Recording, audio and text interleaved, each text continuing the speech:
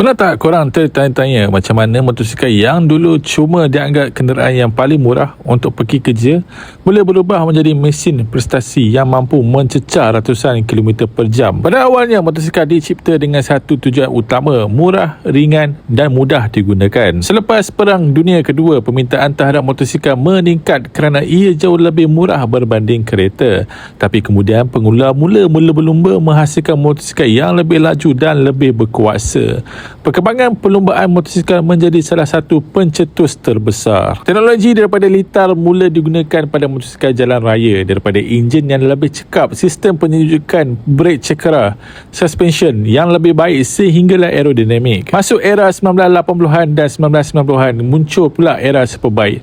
Motosikal bukan lagi sekadar alat pengangkutan, ia mula menjadi simbol teknologi dan prestasi. Kemudian teknologi elektronik pula mengambil permainan. Fuel injection, traction control, riding mode, cruise shifter, ABS menjadikan motosikal moden jauh lebih berkuasa tetapi boleh dikawal. Hari ini motosikal yang kita lihat bukan sekadar motor murah untuk bergerak.